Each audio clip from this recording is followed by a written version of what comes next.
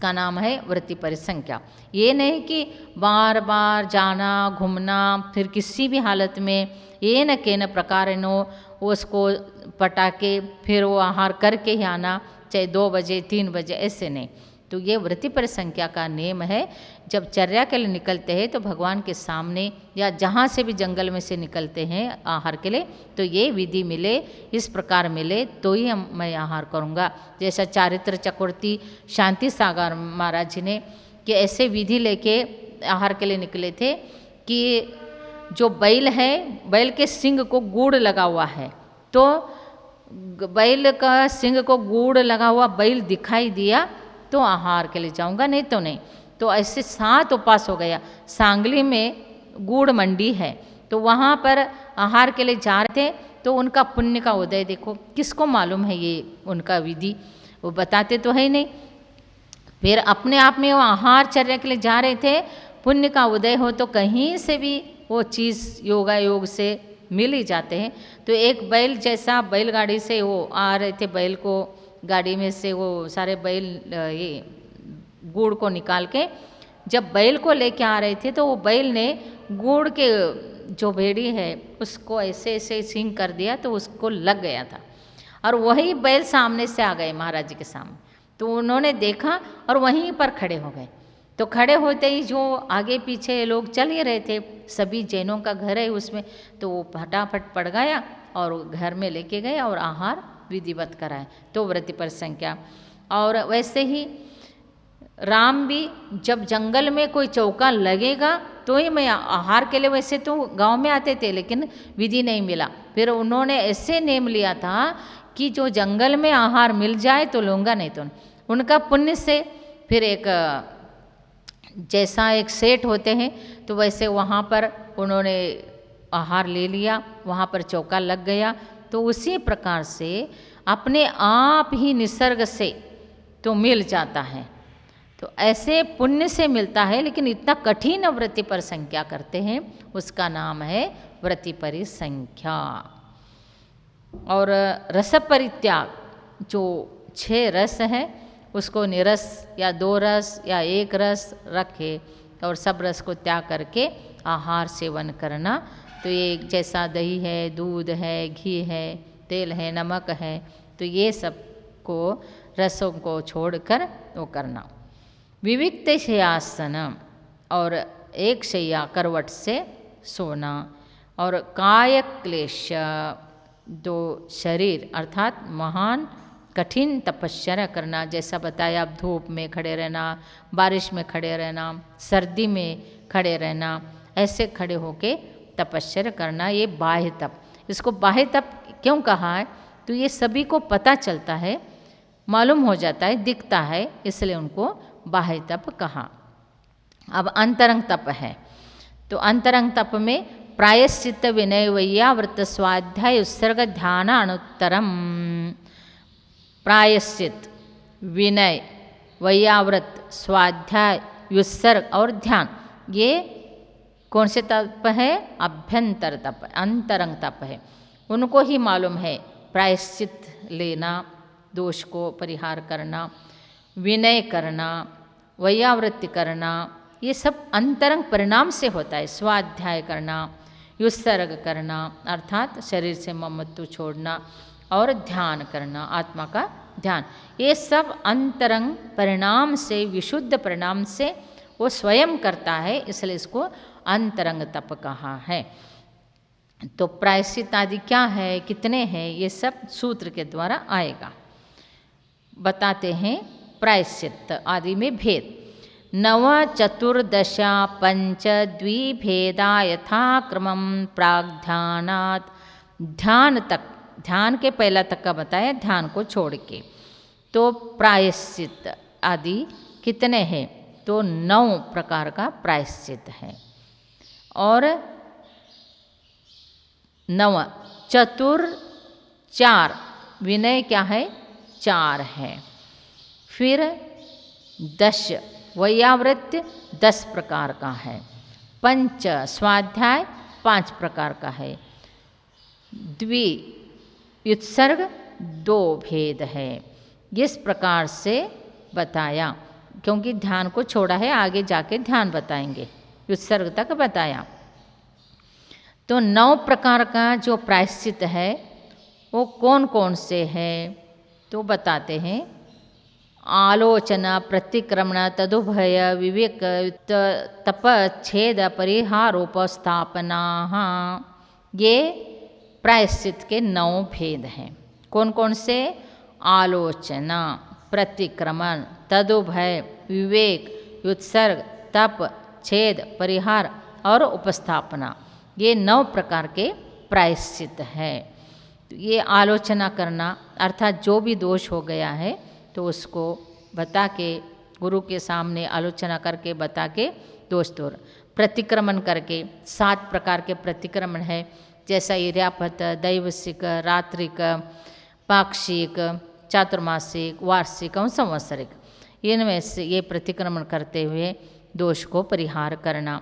तदुभय और आलोचना और प्रतिक्रमण पूर्वक इसको दोष को दूर कर देना। और विवेक, विवेक पूर्वक सब प्रायश्चित गुरु के सामने सब क्या हुआ है सब बता के लेना। उत्सर्ग, और ये भी प्रायश्चित है। तप, तप के द्वारा। और छेद अर्थात जो दोष किस प्रकार हुआ है उसी हिसाब से गुरु प्रायश्चित देते हैं, परिहार कराते हैं। और उपस्थापना, जो कुछ भी छूटा है तो फिर उनको देकर फिर उनको प्रायश्चित से शुद्धि करके फिर उनको ये करते हैं। इस प्रकार से ये प्रायश्चित आदि के द्वारा कर्मों का निर्जरा होता है, दोष परिहार होता है। अब स्वाध्याय जो है 4 प्रकार का है वो बताते हैं। तो स्वाध्याय नहीं, विनय 4 प्रकार का है, स्वाध्याय 5 प्रकार का। ज्ञान दर्शन चारित्रोपचार, विनय ज्ञान विनय, दर्शन विनय, चारित्र विनय और उपचार विनय, ऐसे 4 प्रकार के विनय हैं।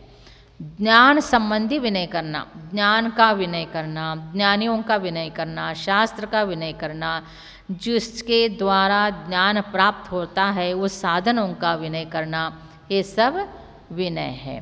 दर्शन विनय, तो दर्शन के संबंधित विनय से करना, और ये देव गुरु शास्त्र के सब विनय से सब दर्शन आदि करके विनय प्राप्त कर लेना और विनय है। चारित्र का विनय करना, चारित्रधारी का विनय करना और उपचार विनय, जो जैसा ही गुरु आ रहे हैं तो खड़े होना, और कहीं विहार कर रहे तो उनसे एक कदम पीछे चलना, और सोने का उनके साथ उनके जगह में जहाँ वो सो रहे गुरु उनके यहाँ सोना है तो नाभि से नीचे सोना, उनसे ऊपर नहीं सोना आदि उपचार विनय है। ये सब विनय से भी पुण्य का बंध हो जाता है। और 10 प्रकार का जो वैयावृत्य है वो बताते हैं। आचार उपाध्याय तपस्वी शैक्ष ग्लान गण कुल संग साधु मनोज्ञानम, ये जितने प्रकार के साधु हैं उनके विनय करना वो क्या है? तपश्चर्या है, अर्थात वैयावृत्य है। विनय क्या, सेवा क्या, ये सब होता है। आचार्य तो आचार्य परमिष्टि, उनके सेवा करना। उपाध्याय का सेवा करना, जो शिक्षा दीक्षा देते हैं तो आचार्य है। उपाध्याय जो पठन पाठन करते हैं, पढ़ाते हैं पढ़ते हैं, उपाध्याय।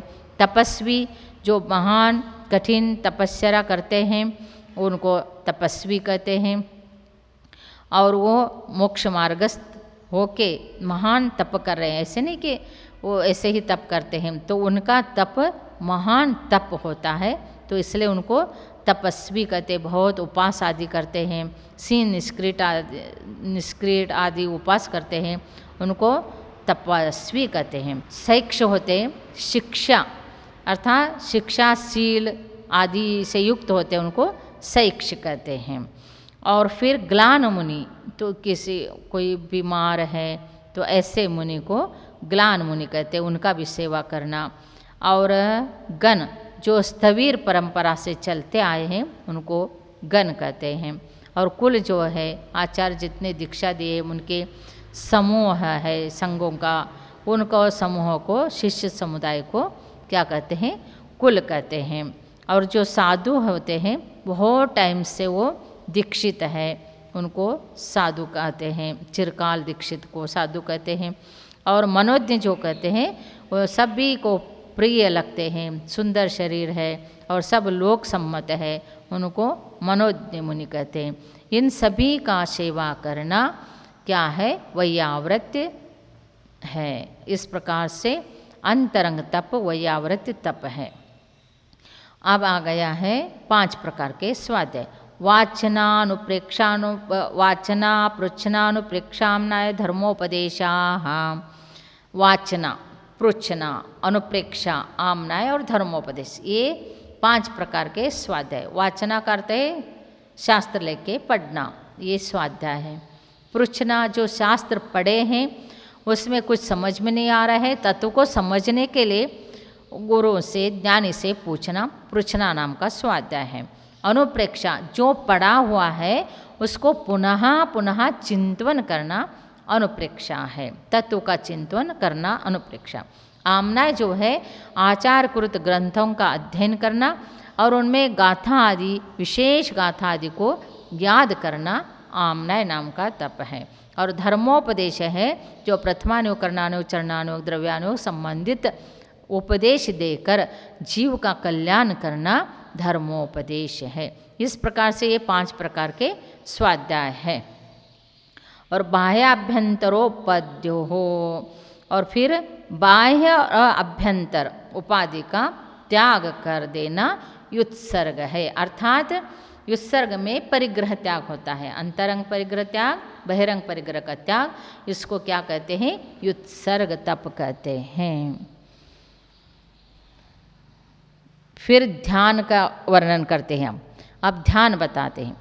उत्तम संवर्णस्य एकाग्र चिंता निरोधो ध्यानम अंतर्मूर्तात्।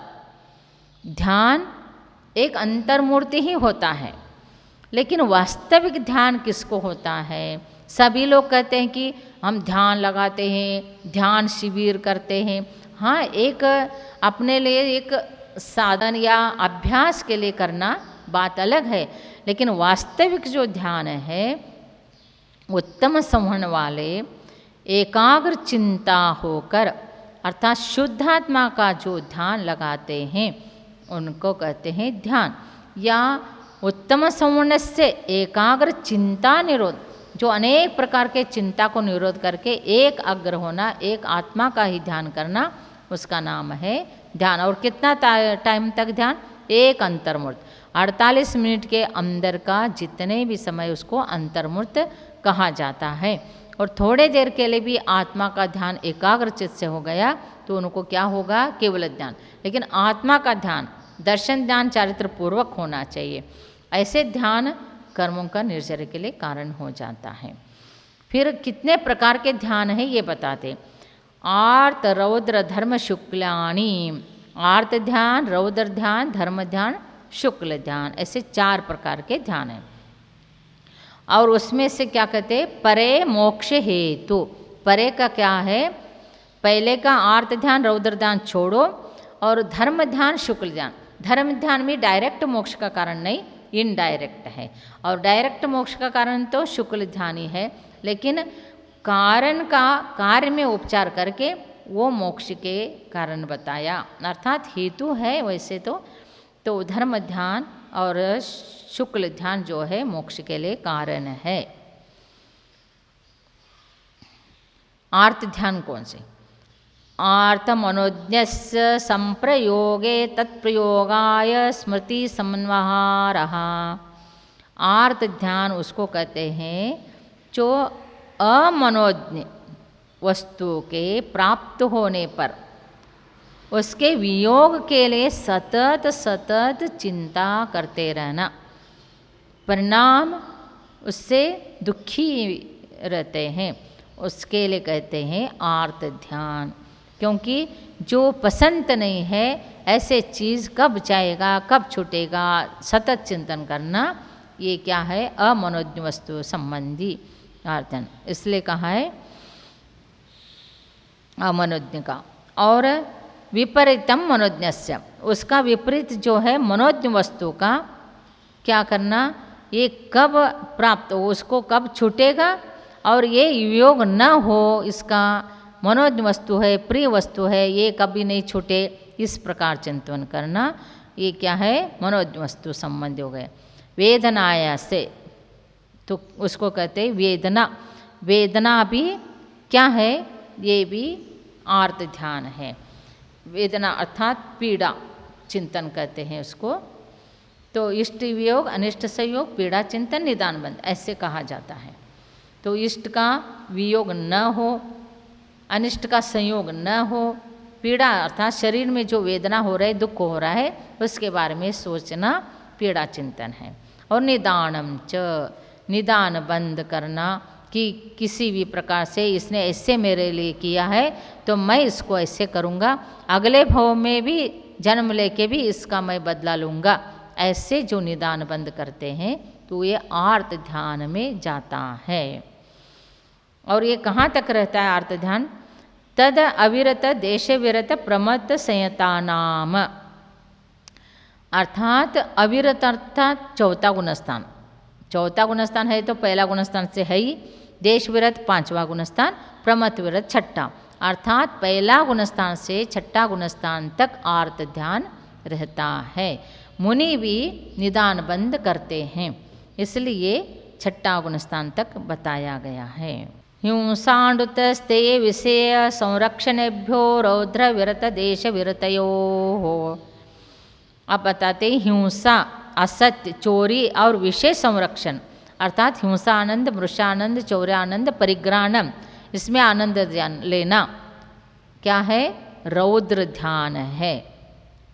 हिंसा करके आनंद मनाना, हिंसा में प्रसन्न, हिंसा करके प्रसन्न रहना, झूठ बोल के किसी को तकलीफ कष्ट दे के उसको कैसे मैंने किया ऐसे करके खुशी मनाना, चोरी करके दूसरे को कष्ट पहुंचा के खुशी रहना, और परिग्रह इकट्ठा करने में आनंद मनाना, ये सारे रौद्र ध्यान है।